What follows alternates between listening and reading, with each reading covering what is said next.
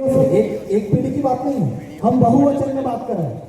हजारों पीढ़ियां हमारी इस जंगल में दफन हो गई है और ये हमको खत्म करने के लिए ये कानून लेकर आए हैं। क्या किस कानून को क्या बोलते हैं? वो अधिनियम 2006। और उसमें ये कह रहे हैं कि हम तुमको पट्टा देंगे, जमीन का टुकड़ा देंगे। पहली प्रस्तावना क्या बोलती है कि पीढ़ियों से इस जंगल में रहने वाले आदिवासियों को जो अलिखित है उसको हम लिखित दस्तावेज देने का काम करें। तो पूरा जंगल दो ना, सारा छोटा सा टुकड़ा क्यों दे रहे हो और किसको दे रहे हो?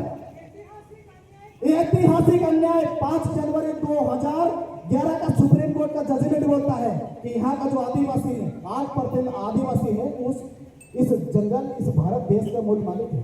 तो फिर मालिक को ये सेंचुरी से बाहर कैसे कर रहे हो सर? किसकी अनुमति से कर रहे हो? क्या राष्ट्रपति की अनुमति है, राज्यपाल की अनुमति है? किसकी अनुमति है? ये बात आप राष्ट्रपति और राज्यपाल को भेजिए कि ये आदिवासी समाज के जो पढ़े लिखे बच्चे हैं, ये आज हमसे सवाल कर रहे हैं कि हम इनके क्षेत्र में नौकरी करें या ना करें। कल से आपकी गाड़ी के होटल हम हमारे क्षेत्र में घुसने नहीं देंगे सर। ये कानून बोलता है सर, मैं नहीं बोलता हूँ सर। भारतीय संविधान का अनुच्छेद 29 का पैरा 5 बोलता है कि आपको हमारे क्षेत्र में जितने भी जो नागरिक है, सामान्य वर्ग के हैं, मुस्लिम वर्ग के हैं, ओबीसी वर्ग के हैं, सिर्फ आदिवासियों को छोड़कर हमारे क्षेत्र में आपको संचरण करने का, घूमने फिरने की कोई स्वतंत्रता नहीं है। ये आर्टिकल 19 का 5 बोलता है। कौन पालन नहीं करता है सर? हम तुम्हारे क्षेत्र में आए, आज मैं बमबारी दे रहा हूं तो तुम हमारे पे केस करोगे, लेकिन तुम हमारे क्षेत्र में आके घूमने फिरने जाते हो, रोटी खाना खाने जाते हो, किसकी परमिशन सर? सर आपने किसी को परमिशन दी क्या? आप तो ऐसे मजिस्ट्रेट हो यहाँ पर। चुप है ना भाई लोगों, ये चीजें हैं। और चुपचाप हमारे विधायक, सांसद और उनसे साइन करवा रहे हैं कि यहाँ पर अभ्यारण्य के लिए तुम साइन कर दो ताकि तुमको 1000-2000 लाख रुपए मिल जाएंगे, लेकिन इन आदिवासियों को बेघर करते हैं। 5 चीते और 570 तेंदुओं के लिए इनके पास व्यवस्था है, लेकिन 5000 आदिवासी परिवार है, एक व्यक्ति की बात नहीं कर रहा। उसके बारे में ऐसा किसके बात करेंगे हम? कलेक्टर बाहर नहीं निकलता है, एसडीएम बाहर नहीं निकलता है, तो तुमको हमारे क्षेत्र में नौकरी करने का क्या अधिकार है? अब मैं मेरी भाषा में बोलूंगा, सर ठगा बुढ़े की दुनिया नौकरी करवाता क्या? हमारा बात मारा बाप ने यह जमीन निकाली कि मारा छोरा काम नहीं खाएगा और तम आई ना एक 7-12 को कागज लेना आएगा, तुमने डायरी बना दे दी। हमने किधर की डायरी बना दो इनको हमारी भाषा भी नहीं आती है। पूछ लो कि मैंने क्या बोला। और ये हमारे क्षेत्र में नौकरी करते हैं। ताली बजाने वाली बात नहीं है, ये हमारे समाज को, हमारे समाज के अस्तित्व को बचाने वाली बात है। क्योंकि दीदी ने कहा कि ना लोकसभा ना राज्यसभा, सबसे बड़ी ग्राम सभा। तो सर क्या ग्राम सभा तुमने जो बना रखी पैसा के तहत, या तुमने बना रखी जो, उसको ग्राम सभा बोलते हो? अरे उसमें तो तुम चापलूसी कर रहे हो, चापलूसी करके हमारे विधायक, सांसद और उनसे तुम चुपचाप साइन करवा रहे हो। दिस इज ओरिजिनल ग्राम सभा आपके सामने बैठी है सर। आप आज एक प्रस्ताव बनाइए कि आदिवासी समाज यानी कि खरगोन, देवास, बुरहानपुर, खंडवा के आदिवासी लोगों ने राज्यपाल को एक पत्र लिखा है। उस पत्र में ये कहा है कि आप हमारे क्षेत्र में जो अहिल्या देवी के नाम से जो अभ्यारण्य लेकर आए हैं, जो सेंचुरी लेकर आए, जिसमें 6700 वर्ग हेक्टेयर जो जमीन जा रही है, उसका उन्होंने विरोध किया।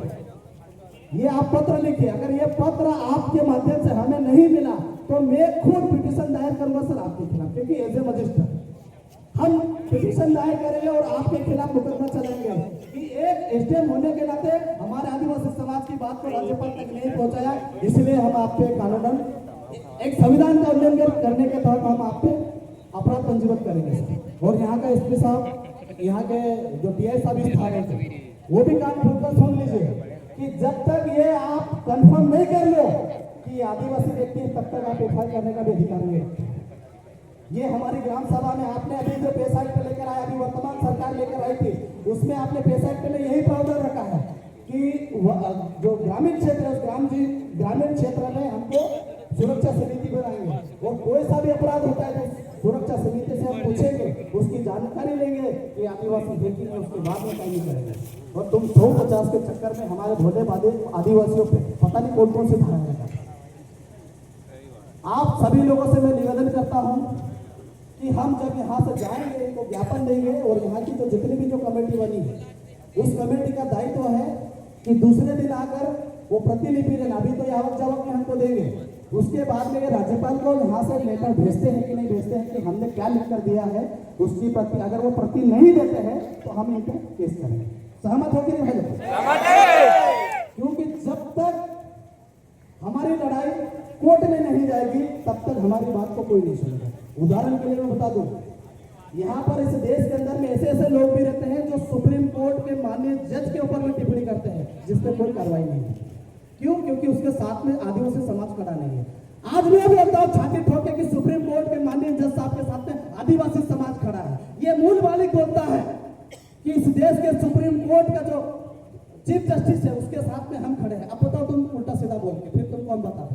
क्योंकि जब देश का सर्वोच्च कोर्ट को अगर तुम नहीं मानोगे तो फिर हमको हमारे घर से तीर कमान निकालने के लिए कोई नहीं रोक सकता सर। और आपको ये राइट नहीं है, सुन लो, ताली नहीं बजाना, आपको ये राइट नहीं है कि आप हमारे पे बंदूक तान दो, ये राइट नहीं है आपको। आपने लिखा है कि जन सेवा देश सेवा, तो देश सेवा का मतलब होता है यहाँ के जो नागरिक है, नागरिक सेवा करने के साथ में यहाँ के जो मालिक है, मूल मालिक है, उनकी हर एक चीजों को आपको समझना है, उनके हर एक मूवमेंट को आपको समझना है, उनको क्या जरूरत है इस बारे में राज्यपाल को अवगत कराना है।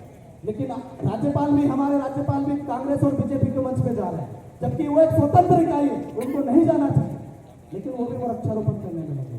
तो मैं आपके माध्यम से सर कहना चाहता हूँ माननीय मध्य प्रदेश के राज्यपाल जी से कि हमारा जो ज्ञापन है वो आपके पास हम पहुंचाएंगे यहाँ के माननीय एसडीएम महोदय के माध्यम से। और आपसे सब निवेदन है कि उसकी प्रति आपने जो फॉरवर्ड करी है वो हमारी बड़वा कमेटी को आप अवेलेबल कराएंगे, यही आपसे मैं निवेदन कर रहा हूँ। अगली बार मैं निवेदन नहीं करूंगा सर, और अगली बार हम सब, मैं गारंटी के साथ में बोलता हूँ कि अगली बार हम जब भी आपके पास आएंगे तो तीर कमान, थालिया, गोपन और हमारी गाय, भैंस, बकरी, छोटे छोटे बच्चे सबको लेकर आएंगे और आपके साथ में बैठेंगे। जोहार, जय आदिवासी, जय भील प्रदेश।